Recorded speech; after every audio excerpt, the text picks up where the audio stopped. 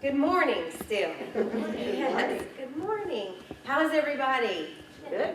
Good. I'm so delighted to be here. It really was an honor when in December I got to meet these two wonderful ladies from CVCC and was asked to be the first speaker for First Tuesday Talk. It was really a privilege in thinking about being able to be here and to help you all to kick off what I know will be just a wonderful monthly program for the community. And so I'm coming to you today to talk about leadership legacy, which I feel like is a topic that is not often talked about when we think about leadership.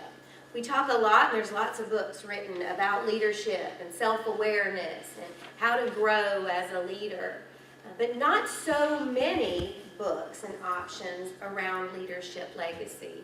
Anyone ever heard of leadership legacy? Maybe a little? I want to share a quote with you, and I'm going to have to read it because it's that important, from an article from Harvard Business Review by Rebecca Newton, and one that I wholeheartedly agree with. And she says, "We facilitate and encourage self-awareness with leaders." That's what kind of leader you are. "We get leaders to map out their journey so far, what has made you the leader you are. We share knowledge and ideas. We help leaders acquire new skills and adopt new behaviors. But we don't focus enough time on leadership intent." That's the kind of leader you want to be. And leadership impact, the legacy that you will leave. And so that's my focus for the next 30 minutes or so, is just to talk a little bit more about leadership legacy to get you thinking about leadership legacy. Does that sound good? Mm-hmm. Okay. So just a little bit more about me. The name of my company is To Impact, and I've been out on my own as an entrepreneur for 4 years now, after having a very successful career in nonprofit. You might have heard of the nonprofit that I worked for, Goodwill Industries. So I worked there for 13 and a half years, and started out in the finance department. My undergrad degree is in accounting, which is a little strange, I know, to be doing what I do today. But working through almost every role in the organization and finally finding really my passion, which was in leadership and serving others. I am an executive coach. My specialty really is leadership. I have a very strong passion for what I call mid-level leaders. And to me, that's defined as those are those leaders that are really still hungry. They're hungry to grow. And that's really where my sweet spot is in coaching. I also do a good bit of consulting, training, and teaching. I am on staff at Columbus State University. I teach in the master's program there once a year. So I'm right in the middle of teaching right now, and it's truly a joy. But what you really need to know about me is this is the most important thing about me. And these are my people. And these are the people that are there for me, that support me, that help me to get up every day and go out and do what I do. It's my husband of almost 28 years, and my daughter standing next to me, my son on the other side. I have a daughter-in-law. I have a granddog, which is a great thing right now. And then my parents in the middle. So these are the people that are my support team, and we all have those people.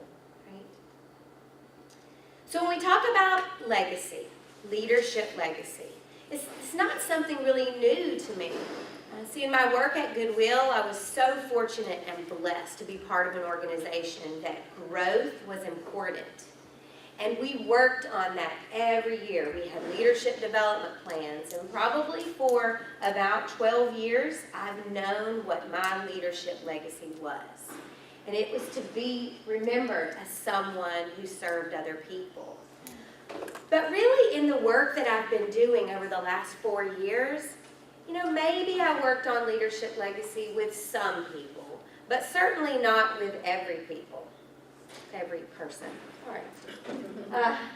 And then I had a reality check. Have any of you ever had a reality check? Something that stops you dead cold in your tracks. And my reality check happened last summer. It was August 4th of 2017. And that's the day that my friend, my leader, my mentor, my cheerleader, she died of cancer. And it was a day that really changed my life. And I'll tell you that she, even though I hadn't been at Goodwill for 4 years, she was that person that I could always go to, that person that could give me, that sound advice, that could give me some perspective on things. And I remember that day, that August 4th day, of holding her hand in those last final hours and thinking, what am I going to do? Who am I going to go to? And in those months and weeks and months that passed, as I thought about that, I thought, gosh, my life changed that day. My life changed that day. And one day it finally hit me that, yes, my life had changed that day, but my life really changed back in the year 2000 when she took a chance on me and hired me to be the CFO at Goodwill Industries. She took a chance on me because what I know now to the depths of my soul is that she was living out her leadership legacy, and that was to develop other leaders.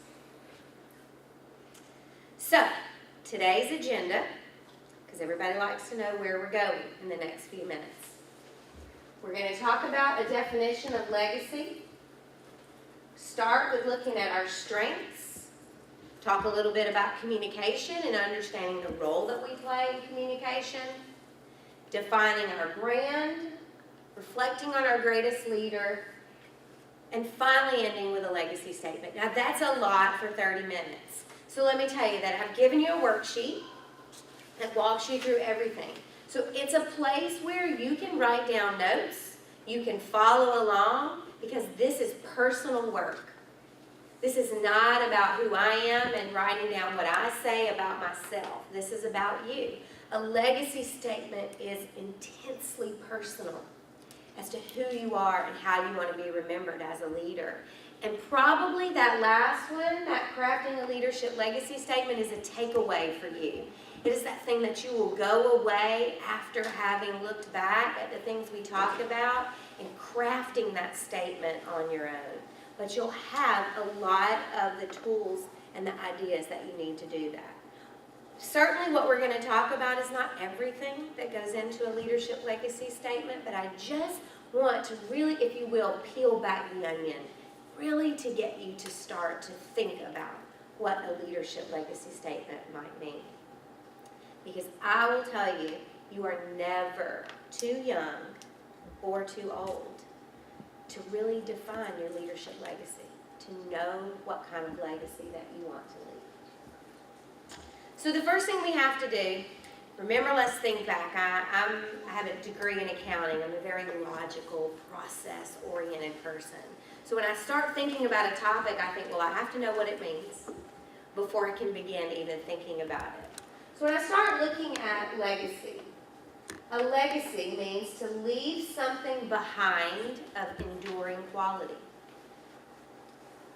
A legacy is achievements or actions by which people will be remembered. A legacy can also be seen as how others approach work and life as a result of having worked with you. See, this is something that we have to think of every day.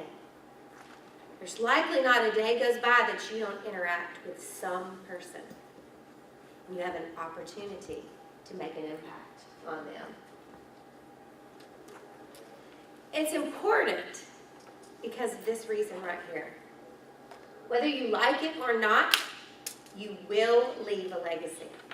And I believe that you have the option, with the knowledge that you'll gain today, to become intentional about that legacy. So you can be an active participant in your leadership legacy, or you can be a passive participant, because people are going to remember you. So here's the best place to start, I think. And that's that we have to start with our strengths. Because we are all gifted and talented in different things. Do you agree? Yes. We know those things. So I want to ask you to start thinking about your strengths. I've given you a place on your worksheet to write down. What are 4 to 6 strengths that you have? This is the time to brag. It's okay, because this is your paper. If we were going through this in a workshop type format and we had time to write these all up on a board, here's what I know I might hear. I hear things like driven, friendly, caring, motivated, hard worker. All kinds of things that are strengths that you possess. You know these things about you. Okay? So I want you to take that space right there and brag about yourself. What are your gifts and talents? You've probably taken assessments that have shown you these. I've listed just a few up here. Myers-Briggs, MBTI. Anybody ever taken that? Myers-Briggs? The oldest assessment around. Goes back to probably 40, 50 years. A Strengths Finder. One of my most favorite assessments. Based on the fact that we all have strengths. And there are things about us that we will never be good at. And it really what I think got me about Strengths Finders was the premise behind it to say that what if we just focused on the things that we do instead of trying to look at the things that we aren't good at and trying to make those better. You all know what those things are, those things that are not your strengths. That's the place where when someone asks you to do it, you're like, oh no, please don't make me do that, because you're not going to be good at it. But for so long, there has been a focus, particularly I think in leadership development, of let's try to make those weaknesses better. Well, I don't know about you all, but for me, I know there are some things I'm never going to be good at. Doesn't matter how long I try, I'm not ever going to be good at them. And even if I could get good at them, I wouldn't enjoy them. See, when we're living and working in our strengths, we enjoy what we do. There's a few other assessments you might have taken, Right Path, Emergenetics, DISC assessment. Right? There's all these. You could be a color. Anybody ever taken a colors assessment? Right? I was always a red and a green. Right? That was always like analytical and process-oriented. I always wanted to be blue and yellow. But I'm not. I'm not blue and yellow. I'm not ever going to be blue and yellow. Okay, so that's just where I feel like we have to start when we're thinking about our legacy. It's our legacy. Start with who we are and what we're gifted at. So I think I've given you enough time to get down some of those strengths. All right, we're going to move on now to communication. But I'm going to give you a little bit different spin on communication than you might have heard in the past. But the reality is that we communicate every day in multiple ways. Whether it's right now, I'm communicating with you through voice, we email, we text. Sometimes we communicate through body language. We communicate, but there's a study out that says that nearly 70% of our communication efforts are ineffective. You know why? Because we do things like interrupt. Not any of you. No, not any of us. We interrupt. We paraphrase what we think we heard. And then the final one is sometimes we insert a bias on people based on other interactions we've had with them. I'm going to give you the best example I can think of. There's that one person that you work with that talks a lot. They use a lot of words. And so maybe it takes them, it's going to take them a long time to get out whatever it is they want to say to you. And so when you insert this bias, what I mean by that is when you see them coming down the hall, you automatically go, oh, here they come. Get ready. makes our communication ineffective. But what is effective communication? Anybody have an idea? What does effective communication mean to you? To me, I feel like effective communication is when the receiver understands and receives the true message that was intended by the giver of the message. Absolutely. That's a great definition. A great definition. Because all those other things we just talked about that we're doing get in the way of the receiver getting the message that was intended. And I think sometimes it's because we think we're communicating, but we're not. Information is getting out. And that's oftentimes, I think, what we do is we put information out, but communication is getting through. And sometimes we don't stop to make sure that we're doing that. So I want to take a little bit different spin, like I said, on communication and talk to you just a little bit about the different roles that you'll play as a leader. And when I say a leader, I don't mean that you have to have a title to be a leader. We are all leaders in some place in our life. Sometimes that's at work, sometimes that's at home, sometimes that's in civic organizations, clubs, groups that we're a part of.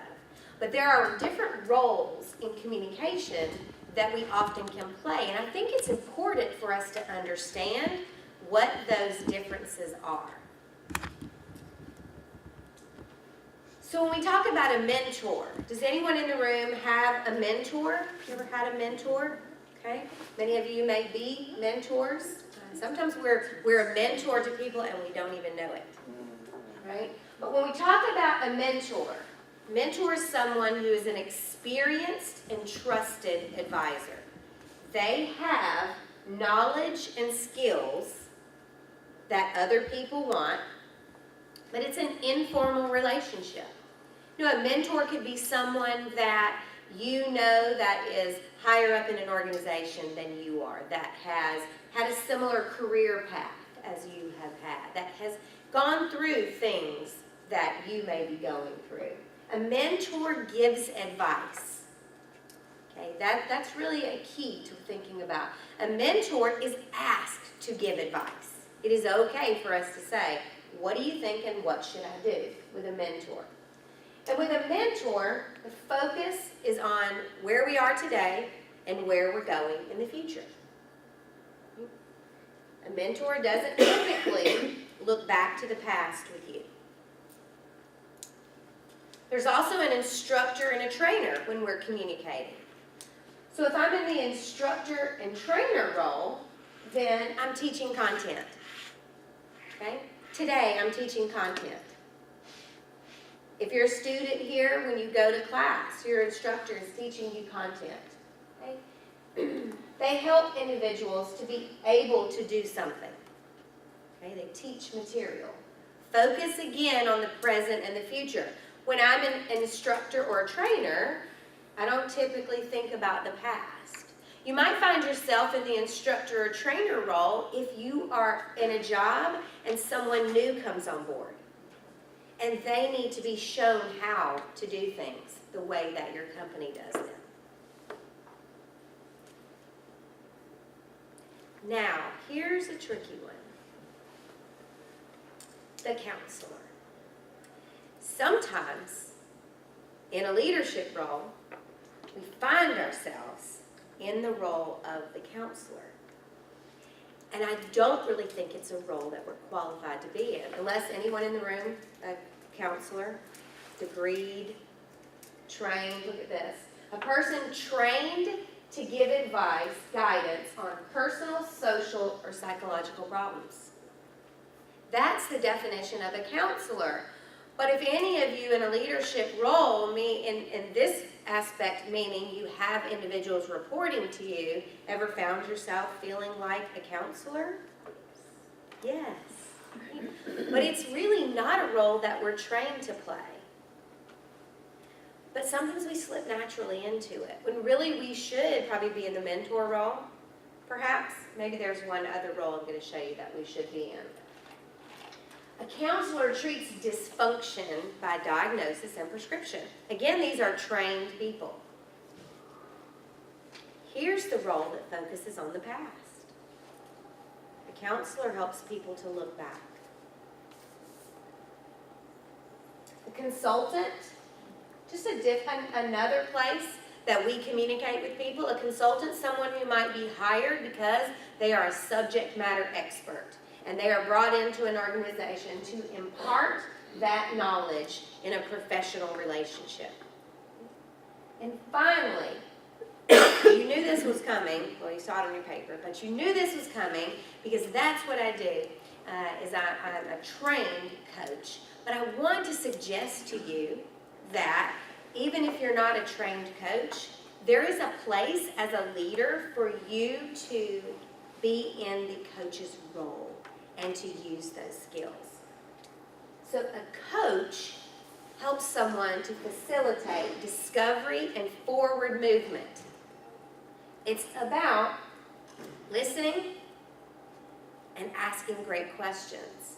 When I'm in the coach's role, I want to help someone, whether that's someone who works for me, with me, or just in my sphere of influence. I want to help them to identify where they are, where they want to go, and to help them to figure out how they're going to get there. See, I'm not giving advice. I'm not a mentor, which there is a time for that. But let me ask you something. If you find yourself in a place where there's a gap between where you are today and where you want to go, if you discover the solution, aren't you going to be more invested in taking the steps to get there than if I just tell you, Jessica, this is what you need to do. Do these 5 things and this will get you there. Well, Jessica might start off and do 1, 2, and 3, but if she's not invested in 4 and 5 because maybe they really weren't her way of doing things, getting things done, she may not get there. The coach's role is such a great place, and it really takes only 2 things out of you. It takes being a great listener and asking great questions. Simple. But if it was that simple, why doesn't everybody do it? Do you know why? I heard somebody say something. Why don't we do it? It takes time and it's an investment. It takes time. It takes time. How many of you would agree? It's easier to answer someone's question and tell them what to do than to stop and have a conversation with them to help them figure out what to do. Exactly. It takes time. But I would argue that having done this and having been in a leadership role, it does take time up front. But what happens is that it takes less time going forward because we are empowering people to make their own decisions. So I give those to you as just a different spin on communication because I think it's important for us to realize that when we interact with people, we might need to find ourselves in one of these roles. And we might find that if we can identify which one is most appropriate, the outcome will be better of our communication. Are you still with me? Yes. Okay, all right. We have to talk about professional presence. We just do. When we think about our legacy and how people are going to remember us, we really have to. And I think we can, well, at least I hope we can agree that the world that we live in today is so different. People don't go to an office every day to work. I can work from home in my pajamas. But I probably shouldn't wear my pajamas to work in an office. But we really have to think about it. It reminds me that my very first job out of college, I had a degree in accounting. I went to work at a CPA firm. By the way, I'm born and raised in Columbus, Georgia. Never lived anyplace else. Went to Columbus State University, got my degree there, also got my master's there. So I went to work in downtown Columbus at a very small CPA firm. My degree was in accounting. And I had been a college student. I was a young mom. Anyway, it was just this environment that, as a female, we were not allowed to wear pants to work. I can't even imagine that today, but we weren't. It was the culture of the firm, and so guess who had to go out and buy a whole lot of dresses and skirts? That's not the world that we live in today.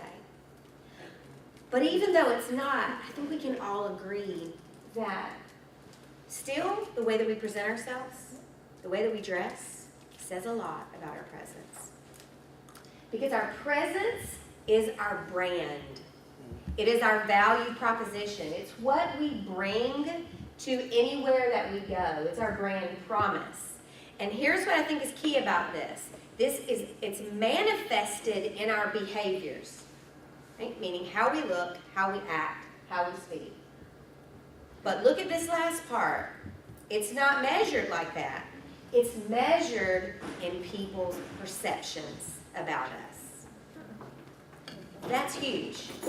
That's enough for us to really stop and think, wow, I need to understand my brand, and I need to make sure that I'm putting out the brand that I want.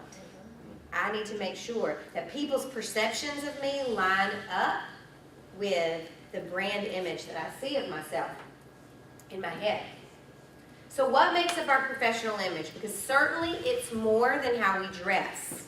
So it's a combination of our ability to establish rapport with people, how well we can form relationships with people, our verbal communication skills, how well we speak to people, how well we can communicate verbally.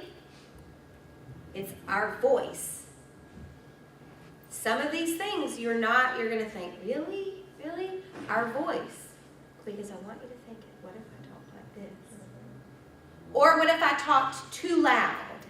It says something to us about the person. And like it or not, we form a perception. It's our nonverbal communication skills as well.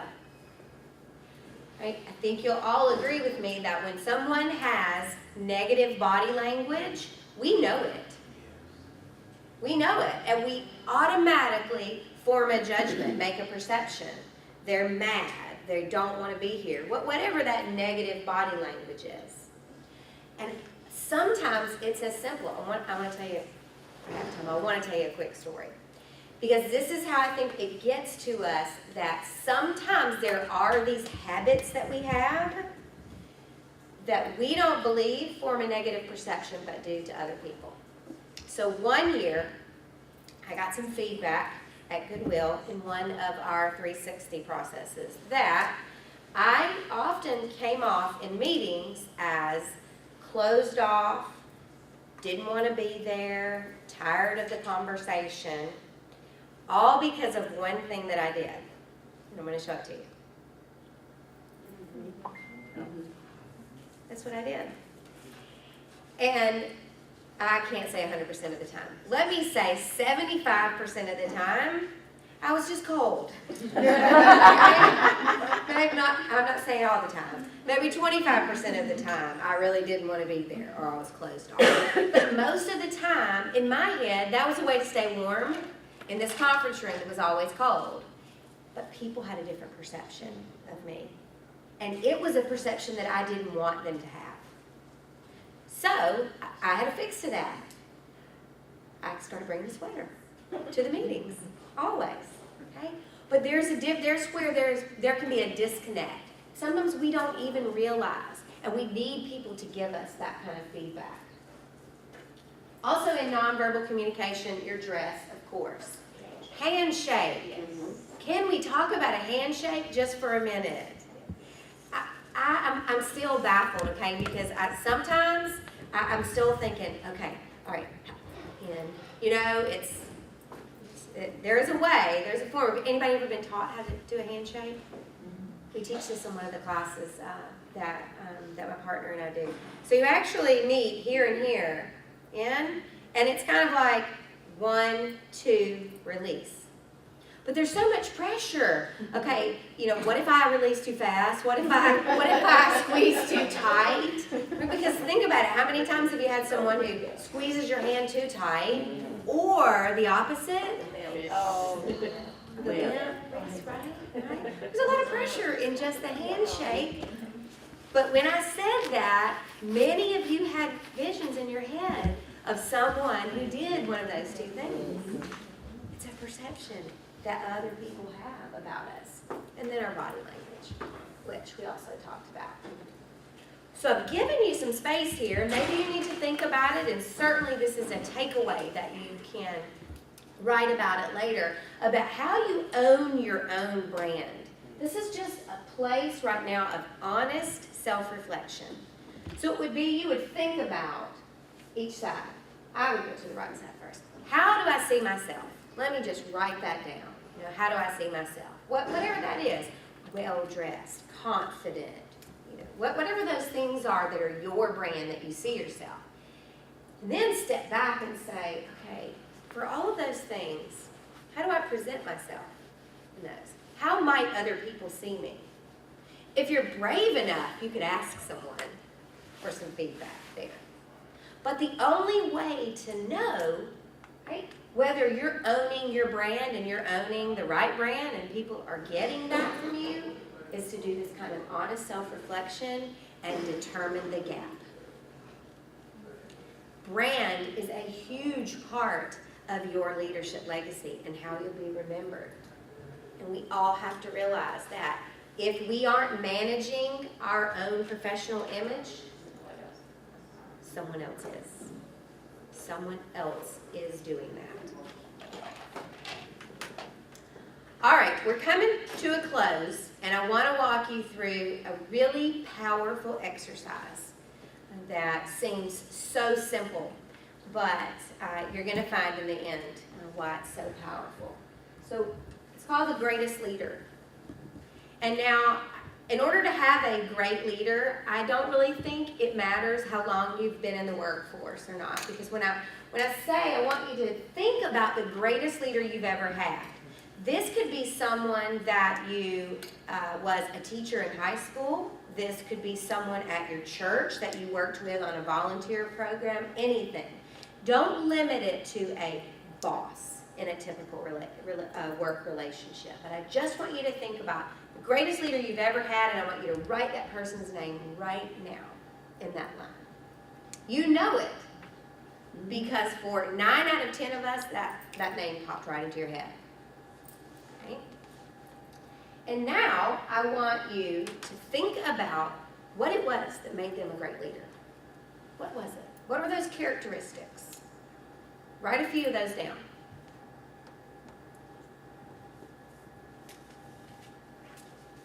See, these are those things that, good and bad, because no leader is perfect, because none of us are perfect, but these are those things that automatically bubble to the top of your list when you think about this person.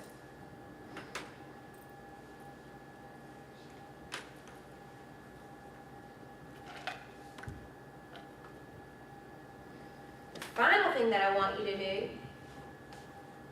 is I want you to look at those traits you wrote down.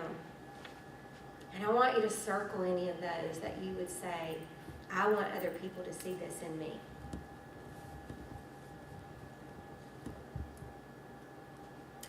And I will tell you that almost every time that I do this exercise with people, I find that they write the traits down of their greatest leader, and then they go back and they circle almost all of them. Because what made them great is they had these traits that you yourself desired. So you followed them because they were things that resonated deep within you. They could be shared values that you have. So it's a powerful exercise because we think about someone else first, but then we get to these characteristics and traits that we'd like to see in ourselves, and that helps us because those are things that probably should be part of our legacy statement. So in the end, for us, it really comes back to just considering the simple question of how do you want to be remembered? I'm going to ask you to do something just to visualize with me. I want you to think about your retirement party. And for some of us, that's closer than others of us, okay? But it doesn't really matter what it is. I want you to think about that retirement party. And at that party, everyone that you have worked with in any way, shape, fashion, or form is there. From every job you've ever had, every club you were a leader in, all these people are in this room to celebrate your retirement. So I want you to visualize that, and I just want you to think about, they're all having conversations about you. And what is it that you most want them to be saying? That's where our leadership legacy comes from. And while you think about that, I'm going to give you some leadership legacy statements. This is Jane. Jane's leadership legacy statement was to be a bold, to develop bold, diverse, and caring leaders. And I know beyond a shadow of a doubt that in 55 short years, that's what she did. I look around the community and I see people from the Chamber of Commerce, from United Way, from Rotary clubs and church groups and Goodwill employees who now work at Aflac and TASIS and Synovus, and I see the imprint that she left. Now I want to make sure you hear me say, she was not perfect, because none of us are perfect. She was tough. She was, and I didn't like her every day. Sometimes multiple days. But she believed in me, and she knew what her leadership legacy was, and she worked hard to live it out. And that meant that sometimes we weren't going to like what she had to say, and we weren't going to like what she asked us to do. And it might not have been delivered in the best manner, but it was always for this intent. And when I see the impact that has had on our community, then I would say that's a legacy well lived in a short amount of time. Right? So legacy statements, remember I said that they were deeply personal. They're short and they're long, but no matter, they're personal to you. So I want to give you just some examples, because you might be saying, well, I don't even know what that might look like. So I gave you mine at the beginning. I wanted you to remember it as a leader who served others first. James was to develop bold, diverse, and caring leaders. Here's some other legacy statements from people that I've worked with over the last 4 years. A leader who models life. So truth, excellence, and compassion will be the foundation of who I am at all times. A leader who had positive relationships with people in my circle of influence. A leader who accomplished great things with others and not alone. A leader who was direct and thorough, but also kind and compassionate. So different, all so different, because we're all different. Here's just a few others. Want to be remembered as a compassionate leader that promoted change, made an impact on the community. I want to be remembered as a team member who recognized the contribution of every other person on the team in a way that stimulated dialogue.